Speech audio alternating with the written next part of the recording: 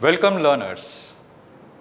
In this video titled Tribes of Goa and Maharashtra-II, we will be discussing about the tribes of Goa in detail. Tribes of Goa and Maharashtra-II. Goa has been invaded by Aryans just like the other parts of India. Still, some tribes that exist in the state were the original settlers of the Konkan region much before the Dravidians invaded and occupied it. After some time, the Aryans came into the Konkan region area and settled down. The major tribe of Goa is the Gaudas, but there are other tribes too, which are the Kunbis, the Velips, and the Dangars. The tribal people live in segregated villages. The lifestyles, customs, practices, traditions, ceremonies, religious beliefs, and superstitions have remained an integral part of the tribal people. Even if certain changes have cropped up in the recent past, still, if one takes a closer look at their habits, customs, and traditions, they can be called more civilized too. Their way of life does have logic and meaning behind it and is not at all affected by the economical, technological, and scientific changes that have taken place in the rest of the civilized world. Cultural identity. There have been no records of where from the Gaudas have migrated to Goa. They have known as the Gaudas as they reside in the interior villages of the Goa. Vijay M. Gavas and Mahesh Velip in the year 2014 stated, the Gauda, Kunbi and Velips are the first settlers of Goa as per the study of tribal community mostly settled in all talukas, who though converted to Christianity still retained the most ancient folk tradition of the land. Their songs and dances belonging to the pre-Portuguese era are uniquely social and not religious. The fast and elegant dance by a group of Kunbi women dancers wearing traditional yet very simple dresses lends a colorful touch to this ethnic art form. The folklores bind the present with the past and keep the continuity of civilization. The originality of folklores has pleasantly surprised most erudite scholars and literators. Goa has a unique cultural heritage, rich and lively, and it is known for several folk festivals and performances.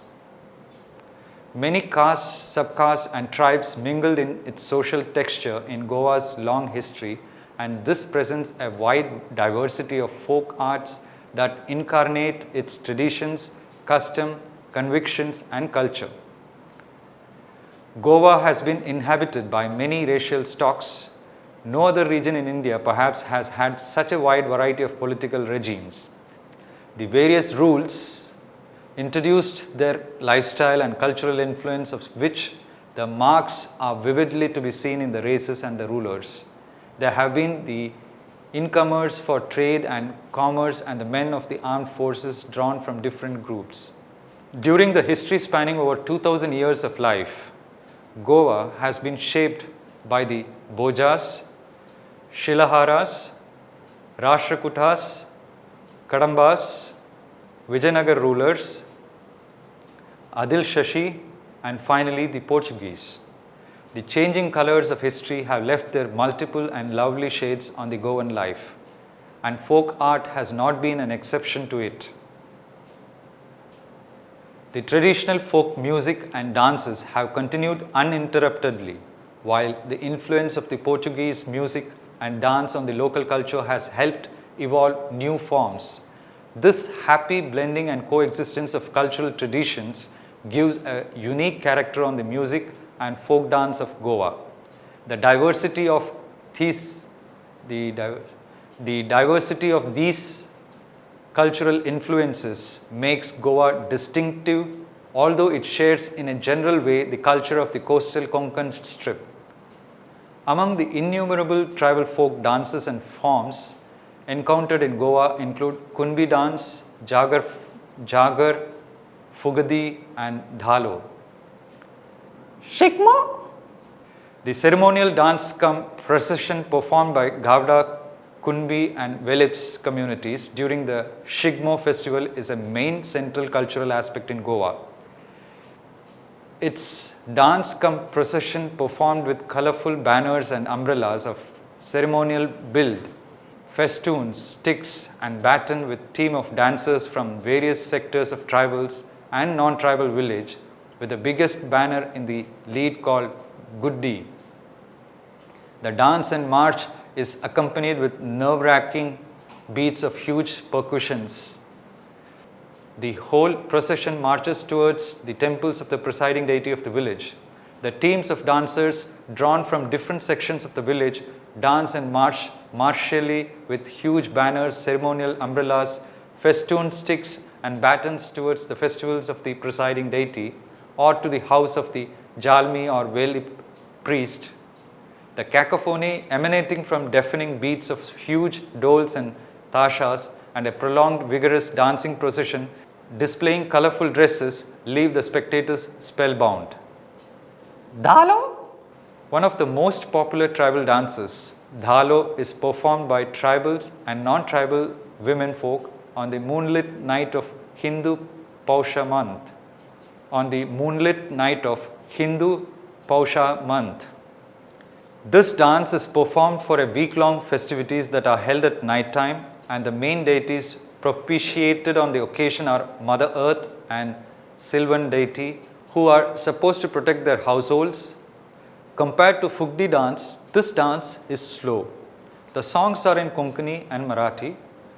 Normally, 12 to 24 women assemble after the dinner at a pre-selected specific spot called Mand in the courtyard of a house in the village. They arrange themselves in two parallel rows of 12 facing each other and in a tribal fashion form a link within themselves with an arm around the back arrangement, singing in unison. Normally, two rows of women confront each other by prancing forward and backward while singing the stories of their life and the contemporary society. The songs cover religious and social themes. The dance goes on every night for a week. On the concluding day, women sport all sorts of fancy dresses and even caricature men folk. Fugdi? Fugdi is a group dance for tribal women with two major variations as danced in a circle or by a row of dancers. Broadly, villages have a dance in a circle, but forest settlements have it in row. A few fixed steps and hand gestures and hand laps are the elements. No instrument or musical accompaniment is found with the dance, but special Fugdi songs are innumerable. The songs might be about Puranic stories, family life, complaints, rivalries or people. Fugdis of different types are danced by tribal and non-tribal women at such festival as the Dalo or Ganesh Chaturthi, that is at both strictly at religious and folk celebrations. Striking variations is the Kalashi Fugdi before goddess Mahalakshmi during the Vrata offered to that goddess. This is accompanied by no songs, but the dancers carry the large vessels called Kalashi or Gagar and blow into them rhythmically as they spin around. Altogether, 27 types of Fugdi have been found in Goa so far. A distinctive style of Fugdi is found among the Dangar community women. No songs go with it. Two women join, cross hands and spin around together, bending and swaying to a distinct rhythm. Style-wise, there is no clapping nor there are any special steps, only the sway of the bodies is distinctive. Among the more unusual forms is the naked Fugdi, peculiar only to Goa.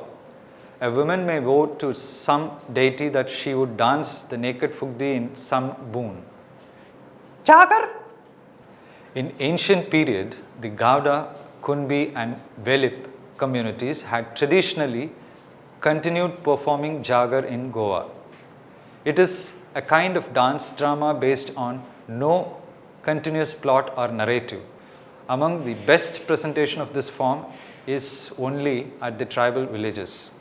All these villages come under the various talukas including Tiswadi, Salset, Margoa, Satri, Ponda, etc. It is presently performed jointly by the Hindu and Christians to the deity called Jagaryo, which has a spot dedicated to it, a small dome-shaped shrine under a peepal tree, with no icon or image in it. In Goa, the Hindu communities of Gowda, Kunbi and Velip offer oil and Christians offer candles to Jagaryo. Every house sends offerings of new pressed rice with the prayer that the deity may protect the village from the river water. Long ago, the Bardes region had 12 such jagars. About 125 years ago, the Portuguese government of the day banned them. Subsequently, the village of Seolim started facing many natural calamities, and without distinction of religion, they felt the calamities were due to the stoppage of the jagars. With the meditation of the church and some priests, the jagar was resumed. The jagar of Seolim is performed on the first Monday of Christmas. The first naman of the jagar take place at the mand, the appointed consecrated space. At the end of the jagar, the mahar's wife goes from house to house, offering of sanna, a steamed rice preparation rather like a idli, roasted gram and feni, a kind of local wine, are kept ready for her to receive on behalf of the deity and are handed over with a namaskar. The people of the village keep up the festival as a matter of a religious feeling and custom. It is their faith that doing this averts natural calamities and quarrels among themselves. Gowda women. The Gaudas differ when it comes to the role and rights given to women. Property is inherited by the wife after her husband's death. After her death, it is distributed equally between sons and unmarried daughters. After her death, it is distributed equally between sons and unmarried daughters. Women also play a very active role in economic matters and activities such as agriculture. Rituals. Gaudas are Hindus and they do not marry outside their tribes. They oppose the practice of other Hindus of cremating the dead. Instead, the dead are buried in a set burial ground. In 1620, the Portuguese converted a part of Gaudas forcibly to Christianity.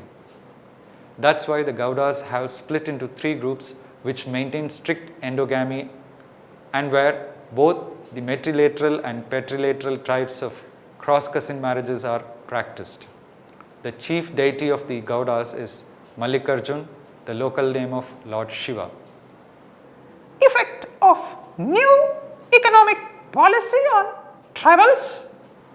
The new economic policy envisages privatization and deregulation of industries and commerce, which means that there will be a keen competition in respect of production and sale of commodities in the free market economy. It also means that no industrial undertakings are to be set up by government in public sector, and whatever the public undertakings are functioning at present are to be privatized and to be given to the hands of the private entrepreneurs.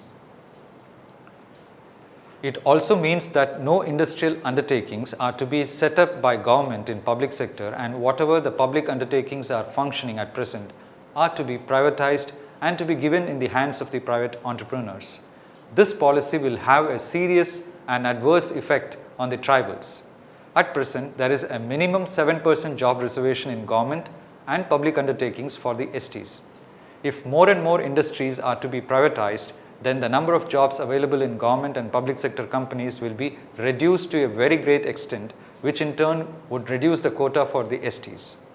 Because of the new education policy of the government, a large number of tribal children are taking higher education, but they are still not in a position to compete with the students of other communities. Therefore, the tribals are not likely to get jobs in the private sector on merit basis. Besides, the tribals do not have any trade skills which other communities like goldsmith and blacksmiths acquire due to inheritance and by undergoing formal training. Therefore, they will not be able to fall back on their family business as such. There is an apprehension that there will be large-scale unemployment among the ST children in the near future, which will result in a widespread frustration among them. The government may therefore think in terms of asking the private entrepreneurs to keep certain quota for the STs in jobs, or to make some alternative arrangements. This new economic policy may also perhaps bring welfare for the community in general, but so far as tribal communities are concerned, it will have an adverse impact on them. Conclusion. The aim of this unit was to help you understand the meaning and socio-economic cultural status of different tribal communities in Goa. Thank you.